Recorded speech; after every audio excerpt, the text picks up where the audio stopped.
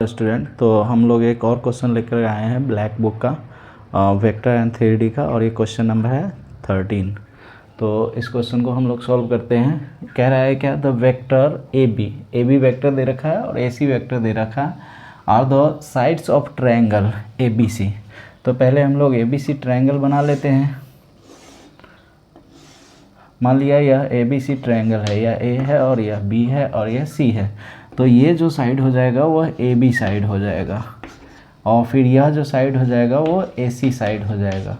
तो ये कह रहा है कि साइड जो है वो AB और AC है, जो कि दे रखा है। AB यह है, AB यहाँ पे जो है वो है 3i + 4k, और AC जो है वो है 5i - 2j + 4k, ये दे रखा है। तो अब कह रहा है क्या कि the length of the median through A is.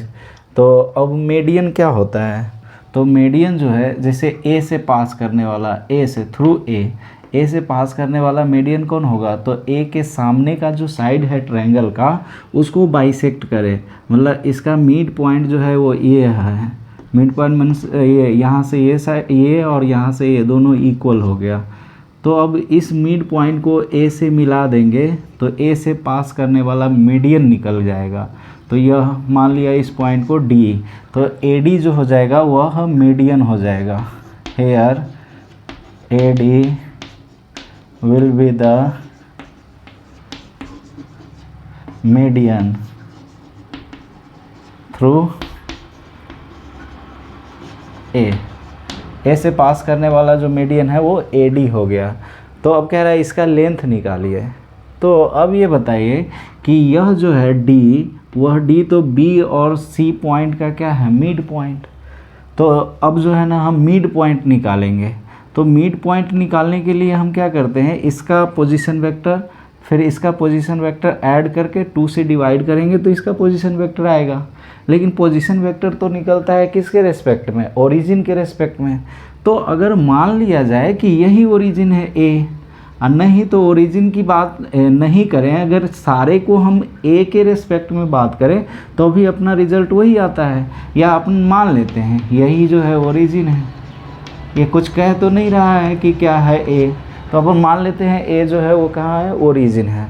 तो इसका मतलब यहाँ से ये पोजीशन वेक्टर यूँ समझिए कि यह AB हो जाएगा। B का पोजीशन वेक्टर AB, D का पोजीशन वेक्टर AD और C का पोजीशन वेक्टर AC। तो यहाँ से हम देखें अगर, तो AD जो हो जाएगा वह होगा क्या, B का पोजीशन वेक्टर A के रेस्पेक्ट में तो AB वेक्टर, प्लस C का पोजीशन वेक्टर A के रेस्पेक्ट में तो AC वेक्टर, अब बाई में क्या हो जाएगा 2। तो ये आ गया आपका। अब AB जो है ना यहाँ पे दिया हुआ है, तो AB का वैल्यू रख लेते हैं। तो AB है 3i कैप + 4k कैप, और फिर जो है ये AC है अपना 5i cap - 2j cap + 4k cap, ये है AC। अब इस दोनों को ऐड करके 2 से डिवाइड कर लेंगे। तो ये इसको ऐड अगर करते हैं तो ये क्या आएगा, i वाले के साथ ऐड होगा, तो 3i और 5i तो 8i हो जाएगा। और फिर ये j तो इसमें नहीं है, ये वाला तो ये -2j कैप हो जाएगा। 4k और ये 4k तो ये भी 8k कैप हो गया, बाई में 2। तो अगर मैं 2 इसमें से कॉमन ले लूँ तो ये आएगा 4i कैप और माइनस का j cap + 4k cap upon में 2। तो ये 2 से 2 समाप्त हो गया। तो ये एक्चुअल में आया 4i कैप माइनस का j कैप + 4k कैप, ये आ गया AD। तो AD तो यह वेक्टर बन गया, जबकि यह कह रहा है लेंथ ऑफ द मीडियन। तो लेंथ ऑफ द मीडियन क्या हो जाएगा, तो इसका मैग्नीट्यूड।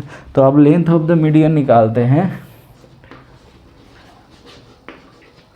Of the median. तो ये हो जाएगा AD का मैग्नीट्यूड। तो अब AD का मैग्नीट्यूड क्या आएगा, तो AD के लिए जो है ना i कैप के साथ जो है कोफिशिएंट 4, तो इसका स्क्वायर, j कैप के साथ है कोफिशिएंट -1 तो इसका स्क्वायर, k कैप के साथ है 4 तो इसका स्क्वायर। तो अब ये जो है ये कितना बन जाएगा, तो ये 4 का होल स्क्वायर 16 प्लस ये -1 का 1 और फिर ये 16, तो ये टोटल हो गया √33। तो यही जो है वो length of the median through ए कहलाएगा, मतलब AD का मैग्नीट्यूड। तो इसका ऑप्शन कौन सा होगा, तो ऑप्शन नंबर सी ये करेक्ट आंसर होगा। Thank you.